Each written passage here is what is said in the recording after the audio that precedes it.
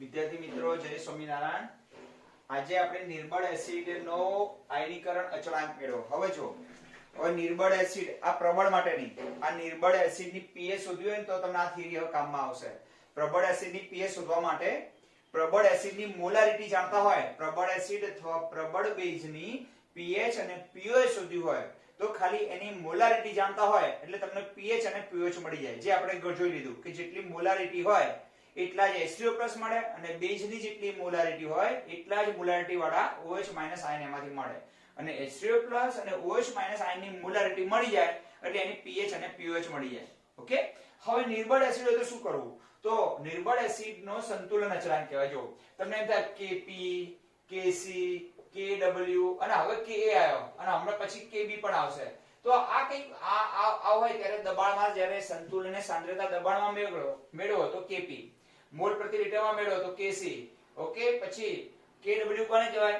તો પાણીની સ્વાયનીકરણની પ્રક્રિયા. આ બધા સંતુલન અચળાંક છે. પાણીની સ્વાયનીકરણ પ્રક્રિયા, નિર્બળ એસિડની સંતુલન પ્રક્રિયા, નિર્બળ એસિડને પાણીમાં ઓગાળો તો સંતુલન સ્થપાય ત્યારે એનો સંતુલન અચળાંક, અને નિર્બળ બેઝનો સંતુલન અચળાંક. મૂળ બધા સંતુલન અચળાંક છે, પણ આ K લખીએ તો નિર્બળ એસિડની પ્રક્રિયાનો સંતુલન અચળાંક, Kb લખીએ તો નિર્બળ બેઝની પ્રક્રિયાનો સંતુલન અચળાંક, Kw લખીએ તો પાણીની સ્વાયનીકરણ પ્રક્રિયાનો સંતુલન અચળાંક, Kc લખીએ તો સંતુલન સાંદ્રતા મોલ પ્રતિ લિટરમાં લેવાની, અને Kp લખીએ તો સંતુલન સાંદ્રતા આંશિક દબાણમાં લેવાની. બાકી રહેલો જથ્થો ઉપર નિપજનો અને નીચે પ્રક્રિયકનો.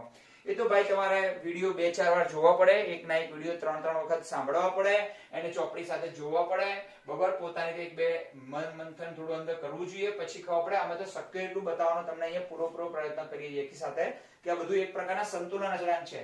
તો તમને એમ થાય અલગ અલગ સિમ્બોલ કેમ આપ્યા છે, K, Kb, Kw, તો આપણે ખબર પડે. Kw એટલે પાણીની પ્રક્રિયા, K એટલે નિર્બળ એસિડની પ્રક્રિયા, Kb એટલે નિર્બળ બેઝની પ્રક્રિયા, Kc તો સાંદ્રતા મોલ પ્રતિ લિટરમાં લેવાની, Kp તો સાંદ્રતા આંશિક દબાણમાં લેવાની. ખબર પડી ગઈ? આમ થોડું વેરિએશન ખબર પડે દરેકના સિમ્બોલ બદલવાથી સંતુલન અચળાંકના. તો આપણે K મેળવવાનો છે. શું મેળવવાનું છે? K શોધવાનું સૂત્ર. K એટલે નિર્બળ એસિડની પ્રક્રિયાનો સંતુલન અચળાંક. બસ આટલું સમજી લો. હવે HX નામનો આવતો આપણે કેવી થિયરી છે? કોઈ એસિડ માટે નથી, જનરલ એક એસિડ છે. ધારો કે આ HX ની જગ્યાએ શું હોઈ શકે તમને જે એક્ઝામમાં પૂછે છે ને, બ્લુ રંગની પેનથી બતાવજો. તો HX છે એની જગ્યાએ શું હોઈ શકે તમને કહું. HX ની જગ્યાએ CH3COOH હોઈ શકે. હમણાં હું તમને લિસ્ટ આપું છું HX નું. તો આવું પણ પૂછે કે CH3COOH ની આયનીકરણ પ્રક્રિયાનો સંતુલન માટે K નું મૂલ્ય મેળવો, અથવા HCOOH માટે પૂછે, અથવા C6H5COOH માટે પૂછે. ખબર પડી ગઈ? Acidic acid, formic acid, benzoic acid, આ બધા નિર્બળ એસિડ છે. હવે આ નિર્બળ એસિડનું લિસ્ટ ક્યાંથી જોવાનું? તો તમારે ચોપડીમાં કોષ્ટક નંબર આપી છે, આખું તમે જોઈ લેજો. એક એમાંથી કોઈ પણ માટે થિયરી પૂછી શકે છે. આ લોકો 7.6 આપી છે કોષ્ટક છે ને, એ કોષ્ટક 7.6 પેજ નંબર 213 ઉપર આપી છે. આ બધા એસિડનું લિસ્ટ આપી છે. તો કોઈ પણ થિયરી એસિડની પૂછી શકે આવી રીતે. મેં અહીંયા જે થિયરી બનાવવાનો પ્રયત્ન કર્યો છે એ HX નામના એક એસિડ ની વાત કરી છે. તો HX ની જગ્યાએ શું હોઈ શકે? અહીંયા CH3COOH હોઈ શકે. તો તમને એક્ઝામમાં મોટા ભાગે આવું પૂછાય કે એસિડિક એસિડની પ્રક્રિયા માટે K નું સૂત્ર તારો, અથવા ફોર્મિક એસિડની પ્રક્રિયા માટે K નું સૂત્ર તારો, બેન્ઝોઇક એસિડની પ્રક્રિયા માટે K નું સૂત્ર તારો. તો મૂળ તો થિયરીમાં માઇનર ચેન્જ કરવો પડશે તમારે. ઓકે. આ એક જનરલ થિયરી છે. બધા એસિડ માટે આપણે બધા એસિડને આપણે HX કહી દઈએ. શું કહી દઈએ? HX. ખબર પડી ગઈ ને? એટલે હમણાં તમને ખબર પડી જશે. આપણે કોઈ પણ એક એસિડ માટે લખવાનો શું કરીશું? આપણે પ્રયત્ન કરીશું એટલે ખ્યાલ આવી જશે તમને. હવે માનો કે અહીં HX નામનો એસિડ છે, તો નિર્બળ એસિડ HX કેવો એસિડ છે? નિર્બળ એસિડ કયો છે? HX નું જલીય દ્રાવણમાં આંશિક આયનીકરણ થાય. હવે જો સંતુલન ક્યારે સ્થપાય? HCl માં જલ્દી નહીં સ્થપાય. કેમ? કારણ કે NaCl માં સ્થપાય નહીં. કારણ કે સંતુલન સ્થપાવવા માટે સંતુલન એ પ્રક્રિયક પણ હોવા જોઈએ અને નિપજો પણ હોવા જોઈએ. હવે ધારો કે પ્રબળ હશે અહીંયા એસિડ, કેવો હશે? પ્રબળ. તો એનું તો સંપૂર્ણ આયનીકરણ થઈ જવાનું, એ તો સંપૂર્ણ ઓગળી જવાનો. તો બધું શેમાં રૂપાંતર પામશે? નિપજોમાં. તો પ્રક્રિયક તો રહેશે જ નહીં. તો પ્રક્રિયક ના હોય તો સંતુલન કેવી રીતે સ્થપાય? તો પ્રક્રિયક હોય, સામે નિપજ હોય તો સંતુલન સ્થપાય. તો પ્રબળમાં સંતુલન ન સ્થપાવવાનું કારણ એનું સંપૂર્ણ આયનીકરણ થઈ જતું હોય, જ્યારે નિર્બળમાં સંતુલન સ્થપાય. ખ્યાલ આવી ગયો? પ્રબળમાં સંતુલન ના હોય. પ્રબળના દાખલામાં તો ખાલી એની મોલારિટી જાણતા હોય તો બહુ થઈ ગયું, સીધી pH મળી જાય. જે આપણે આગળના પિરિયડમાં જોયું તમે કે જો મોલારિટી જાણતા હોય તો સીધી શું મળી જાય? pH મળી જાય. તો નિર્બળ એસિડ માટે સંતુલન અચળાંક હોય, પ્રબળ માટે ના હોય. માનો કે નિર્બળ એસિડની શરૂઆતની સાંદ્રતા C મોલ પ્રતિ લિટર છે. અહીં કેપિટલ M લખું છું. ધારો કેટલી છે? CF ધાર લીધી આપણે કે શરૂઆતમાં એની સાંદ્રતા ધારો કે C ની જગ્યાએ 0.1 મોલ પ્રતિ લિટર CH3COOH ને પાણીમાં મેં નાખ્યો. તો 0.1 એટલે શરૂઆતનો જથ્થો, એની મોલારિટી, એની સાંદ્રતા છે. એની શું છે? સાંદ્રતા છે. તો અહીં શરૂઆતની સાંદ્રતા. હવે પાણીની મોલારિટી કેટલી હોય? આનો અર્થ કેપિટલ અર્થનો શું થાય? M નો અર્થ મોલ પ્રતિ લિટર. 1 લિટરમાં રહેલા મોલની સંખ્યા. હવે ધારો કે પાણીની મોલારિટી કેટલી હશે? 55.55 હોય. પાણીની કેટલી હોય? 55.55. તો આ બંને આયનો તો શરૂઆતમાં હોય જ નહીં. હવે મોલારિટીનો અર્થ થાય મોલ પ્રતિ લિટર. હવે માનો કે C માંથી આલ્ફા જેટલા એસિડનું આયનીકરણ થઈ ગયું. એટલે આલ્ફા જેટલો એસિડ અંદર ઓગળી ગયો. આલ્ફા એટલે આયનીકરણ પામતો ભાગ. એમાંથી આયનીકરણ પામતો ભાગ. ધારો કે મીઠું પાણીમાં નાખવું તો મીઠું સંપૂર્ણ ઓગળી જાય. ખ્યાલ આવી ગયો ને? તો આયનીકરણ અંશ એનો 1 કહેવાય. કોઈ પણ જ્યારે પદાર્થ સંપૂર્ણ ઓગળી જાય તેનો આયનીકરણ અંશ 1 કહેવાય. અને જ્યારે સંપૂર્ણ ન ઓગળે તો આયનીકરણ અંશ 0.1 મળે, 0.2 મળે, 0.5 મળે. ખબર પડી ગઈ ને? તો આલ્ફા એટલે આમાંથી જે ભાગ ઓગળી ગયો એ. તો આલ્ફા જેટલો ઓગળશે તો અહીં ડેશ, આમાં કોઈ ફેરફાર નહીં થાય. કેમ? પાણીની સાંદ્રતા તો જો આ 0.1 હોય તો આ 55.55 હોય.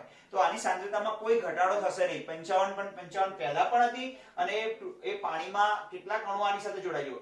HCl માંથી, HX માંથી H+ આયનો પાણી સાથે જોડાશે અને એમાંથી શું બનશે? H3O+ બનશે. પણ આમાં ભાગ લેતા અણુઓની સંખ્યા કેવી? આ 0.1 હોય તો આ 55.55 છે.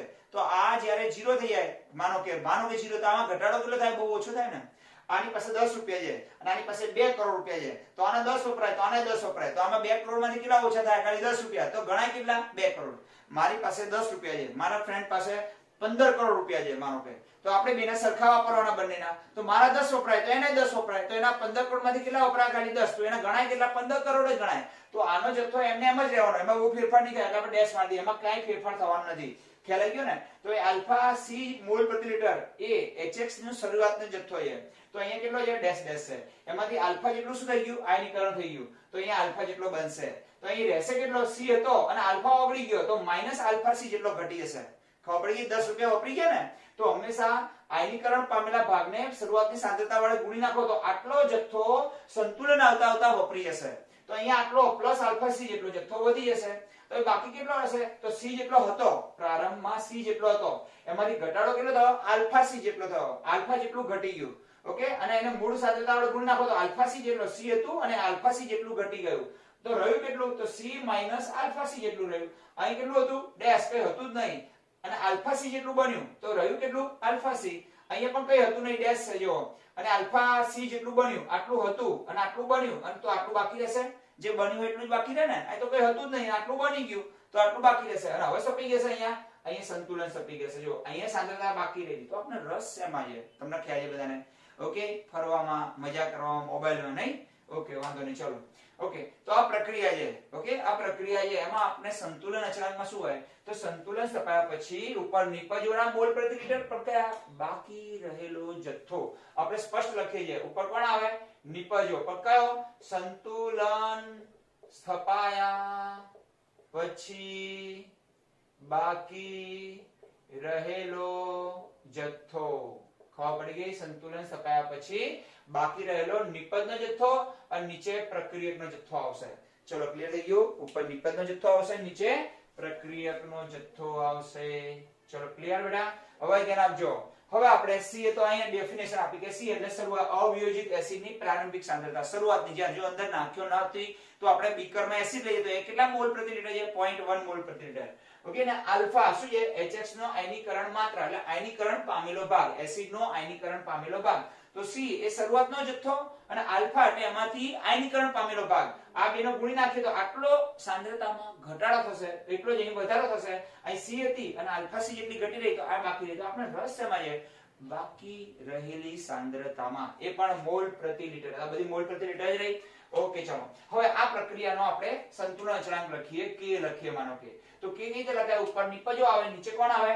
પ્રક્રિયક આવશે. ઉપર નિપજો, નીચે પ્રક્રિયકો. તો H2O ની સાંદ્રતા અચળ રહેતી હોવાથી તેને કહેવાય. જો આ H2O છે તો 55.55 હતા શરૂઆતમાં અને છેલ્લે પણ કેટલા રહેશે? 55.55 જ રહેશે. સંતુલન સ્થપાયા પછી પણ 55.55 અને શરૂઆત કારણ કે એમાં બહુ ઓછો ઘટાડો થશે. મેં ઉદાહરણ ના આપ્યું કે મારા ફ્રેન્ડ પાસે 15 કરોડ રૂપિયા હોય, મારી પાસે 10 રૂપિયા હોય, મારા 10 વપરાય તો એને 10 વપરાય, તો બંનેના 10 વપરાય પછી મારા તો 0 થઈ જવાના, પણ એના તો કેટલા રહેવાના? 15 કરોડના 15 કરોડ જ રહેવાના. તો અહીંયા 55.55 હતી, આની ઘટીને બહુ ઘટે તો પણ આની તો રહેતો 55, પણ એમાં બહુ ઘટાડો થાય નહીં, એટલે એને આપણે ઘટાડાને ધ્યાનમાં ન લઈએ તો પણ ચાલે.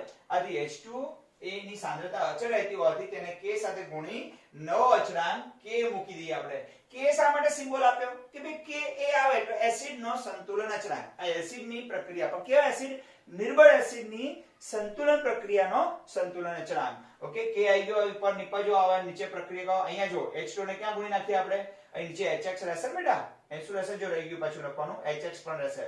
હવે ઉપર બે નિપજો આવે, આ બે નિપજો, નીચે બે પ્રક્રિયકો. જે H2 હોય એની સાંદ્રતા હંમેશા કેવી રહેવાની? અચળ રહેવાની. તો અહીંયા આપણે H2 નહીં લખવાનું, H2 તો અહીંયા ગુણી નાખે ને આપણે. જો K બરાબર શું થયું? K મલ્ટીપ્લાય H2 તો રહેશે ખાલી HX જ રહેશે. શું બાકી રહેશે?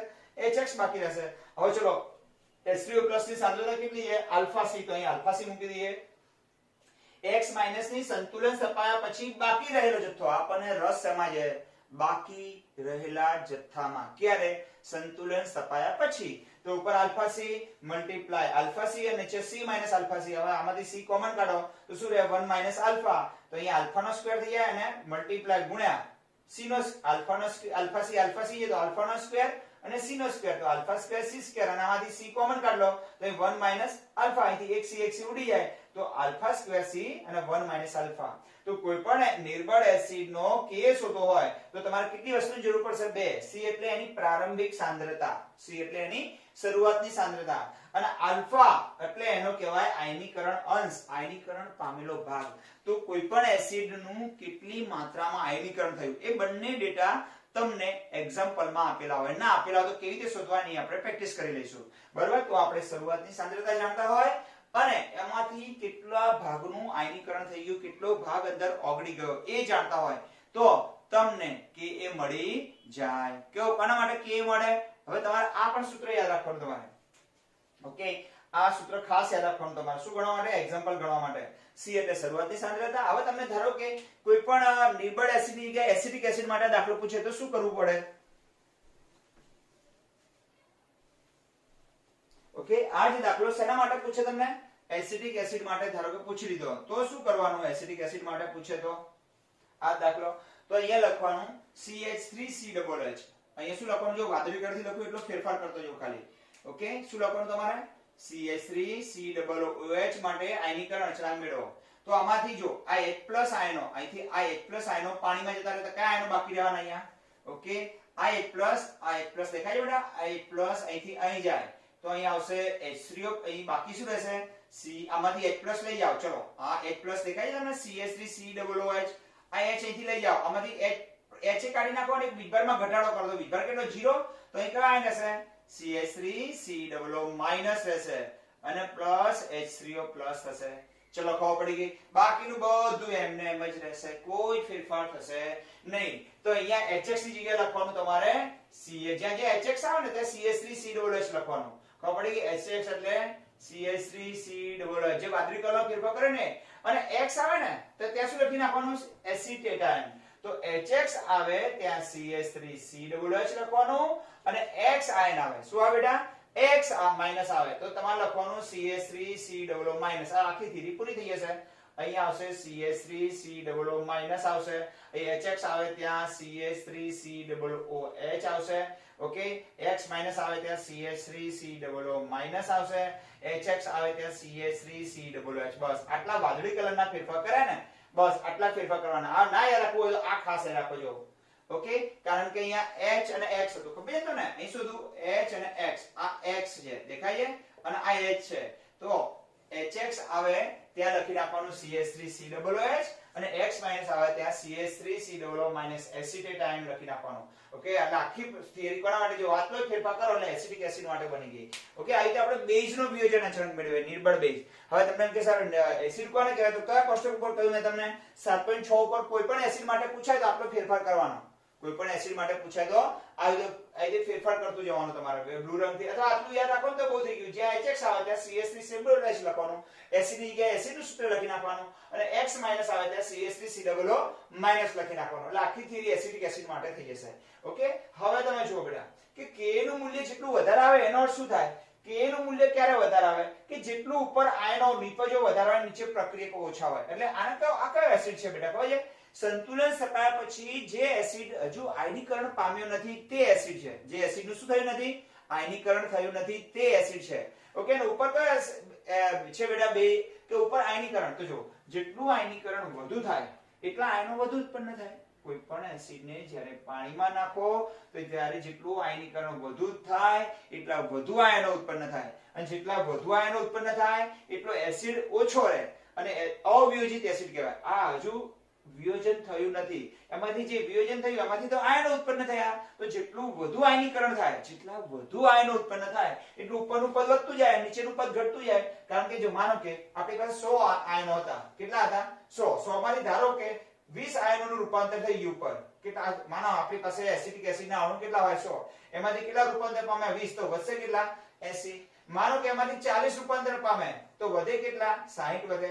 માનો કે 80 નું આયનીકરણ થઈ જાય તો વધે કેટલા? 20 વધે. નીચે નહીં આયનીકરણ પામેલા અણુ આવે ને ઉપર આયનીકરણ પામેલા અણુ આવે, અણુના આયનો આવે. તો ઉપરનો ભાગ જેમ વધતો જાય એમ K નું મૂલ્ય કેવું થવાનું? વધતું જવાનું કે વધવાનું? ખબર પડી કે ના પડી? ફરી વાર લઈએ. આપણે કુલ એસિડ કેટલા લીધા? એસિડના અણુ 100 છે. માનો કે 100 માંથી 20 નું રૂપાંતર આયનીકરણ થયું તો વધ્યા કેટલા? 80. માનો કે 40 નું રૂપાંતર થાય તો વધે કેટલા? 60. માનો કે 80 માં રૂપાંતર થાય તો વધે કેટલા? 20. તો ઉપરનું પદ જેમ વધતું જાય એમ K નું મૂલ્ય કેવું થતું જાય? વધતું જાય. K નું મૂલ્ય જેમ વધતું જાય એમ એસિડ વધુ પ્રબળ કહેવાય. કેમ પ્રબળ કહેવાય? કારણ કે K નું મૂલ્ય ક્યારે વધે? જ્યારે વધુમાં વધુ આયનો ઉત્પન્ન થાય ત્યારે. ઓકે, આ 80 હોય અને નીચે 20 હોય, અને અવિયોજિત અણુ જેટલા ઓછા હોય વધુ આયનો ઉત્પન્ન થાય, અને અવિયોજિત અણુ જેટલા ઓછા હોય એટલું K નું મૂલ્ય કેવું હોય? હંમેશા વધુ હોય. જેટલા આયનોની સંખ્યા વધારે, જેટલી આયનોની સંખ્યા વધારે હોય, જેટલા આયનો વધુ ઉત્પન્ન થાય, અને જેટલા અવિયોજિત અણુ ઓછા હોય, જેટલા અવિયોજિત અણુ કેવા હોય? ઓછા હોય, એટલું K નું મૂલ્ય હંમેશા વધારે હોય. ઓકે, આ રીતે આપણે નિર્બળ બેઝ માટે થિયરી તારવી હોય તો MOH માટે આમ ને આમ જ રાખો, કોઈ જ ફેરફાર કરવાનો નહીં, ખાલી થોડા શબ્દો બદલી નાખીએ. બરોબર?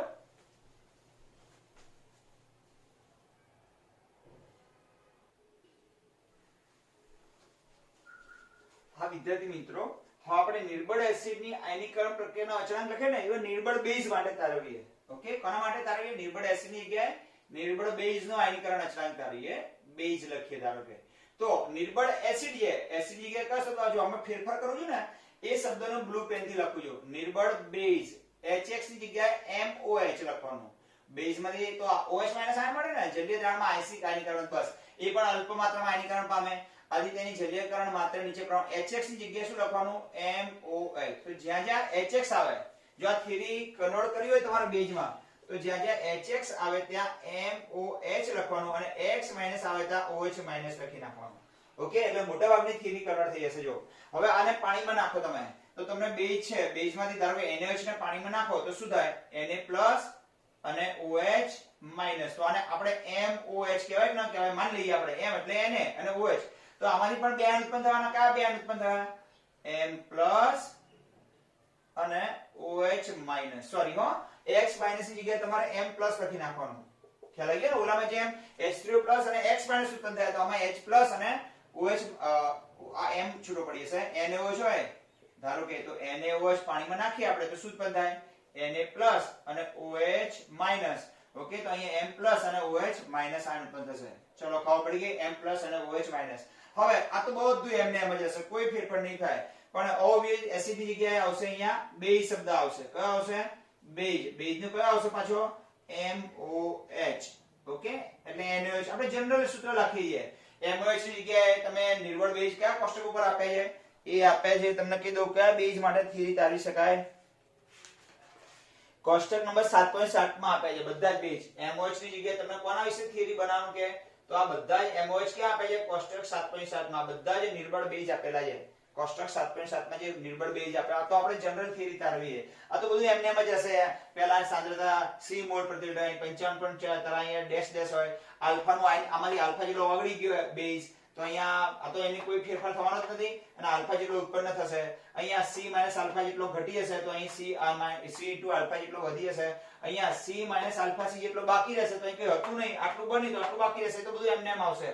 તો અહીંયા આલ્ફા શું છે તો MOH ની આયનીકરણ ની માત્રા છે અને HH ની જગ્યાએ શું લખવું પડે તમારે MOH ની પ્રારંભિક સાંદ્રતા સંતુલન અચળાંક. હવે જો આ બે નિપજો છે તો નિપજો ક્યાં આવશે? ઉપર આવશે. તો અહીં શું થશે બોલો? ઉપર આવશે M+ into OH minus અને નીચે આવશે MOH into H2O. પણ અહીંયા પાણીની સાંદ્રતા અચળ રહેવાની, એમને એમ જ લખી નાખવાનું. ઓકે, તો જ્યાં જ્યાં H3O+ આવશે ત્યાં થઈ જશે OH minus થઈ જશે. ઓકે, H3O+ આવશે અહીંયા OH minus, પછી X minus આવતું હતું ત્યાં M+ થઈ જશે. બાકી બધું K ની જગ્યાએ KB લખવો પડશે. અહીંયા પણ શું આવશે? K જ આવશે, પણ K ગુણ્યા KB ક્યારે બની ગયું? K ગુણ્યા H2O કરી નાખ્યું. K ગુણ્યા શું કર્યું આપણે? H2O. તો જેમ આપણે અહીંયા ઉપર H3O+ આ બે નિપજો ઉપર ગઈ અને પ્રક્રિયા છે જે પાણીની સાંદ્રતા અચળ રહે તેને અહીં ગુણી K ની જગ્યાએ KB મૂકી દઉં. ખબર પડી ગઈ? તો K ની જગ્યાએ KB આવી જશે બસ. તો K ની જગ્યાએ KB કરી નાખવાનું મોટા ભાગમાં. તો કેટલા ફેરફાર કર્યા બોલો? મુખ્ય ફેરફાર જો તમે કે HX ની જગ્યાએ MOH મૂકી દેવાનું, X માઈનસ ની જગ્યાએ M+ મૂકવાનું, H3O+ ની જગ્યાએ આવશે OH- આવશે અને K ની જગ્યાએ આવશે KB આવશે. જો આ ફેરફાર કરો તો નિર્બળ એસિડ માટે થઈ જાય અને એની જગ્યાએ આ સિમ્બોલ મૂકી દો તો નિર્બળ બેઝ માટે થઈ જાય. ઓકે, અહીં પ્રારંભિક સાંદ્રતા છે અને C આયનીકરણ, બાકી બધું એમને એમ રહેશે. K ની જગ્યાએ KB કરી નાખવાનું. ઓકે, H3O+ ની જગ્યાએ OH- કરી નાખવાનું, X- ની જગ્યાએ M+ કરી નાખવાનું. તો બેઝ માટેની આખી થિયરી થઈ જશે. હવે તમને જેમ ઓલા એસિડ માટે પૂછાય એમ બેઝ માટે પણ આ થિયરી પૂછાય. ક્યાં ક્યાં બેઝ માટે પૂછાય? તો અહીંયા મેં તમને કોષ્ટક 7.7 માં આપ્યા છે. ઓકે, એ કોઈ પણ બેઝ માટે કન્વર્ટ કરી શકાય આ થિયરીને. તો તમને કન્વર્ટ કરતા આવડવી જોઈએ. જેમ ઓલા એસિડમાં કન્વર્ટ કરી હતી ને એ પ્રમાણે બેઝમાં પણ કન્વર્ટ કરતા આવડવી જોઈએ. ખાસ તો સૂત્ર તો બંનેનું એક જ રહેશે. બરાબર, પાછો થિયરી ખાલી બદલાઈ જાય. તો પ્રબળ એસિડ અને પ્રબળ બેઝ માટે આ થિયરી નથી. નિર્બળ એસિડ અને નિર્બળ બેઝ માટેની આ થિયરી છે. ઓકે, નિર્બળ એસિડનો સંતુલન અચળાંક અને નિર્બળ બેઝની પ્રક્રિયાનો સંતુલન અચળાંક, આ બંનેની થિયરી છે. તો દરેકે સ્ક્રીનશોટ પાડી અને લખી નાખવાની. જો ફેરફાર કેટલો કર્યો છે, આટલા ફેરફારમાંથી આટલા ફેરફાર થઈ જાય એટલે એસિડિટી બેઝમાંથી બની જાય થિયરી. ઓકે, અને જ્યારે થોડો તમે એક્ઝામ્પલ ગણશો ને એટલે તમને આવડી જશે. હવે આપણે કોઈ પણ નિર્બળ એસિડનો સંતુલન અચળાંકને K કહીએ, નિર્બળ બેઝના સંતુલન અચળાંકને KB કહીએ, તો K અને KB નો ગુણાકાર કેટલો થાય એની થિયરી આના પછી જોઈ લઈએ કે નિર્બળ એસિડ અને નિર્બળ બેઝના સંતુલન અચળાંકના ગુણાકાર કેટલો થાય, પાણીનો આયોનિક ગુણાકાર KW જેટલો થાય. એ થિયરી હવે આગળ આપણે જોઈશું. બરાબર, ચલો મિત્રો, જય સ્વામિનારાયણ.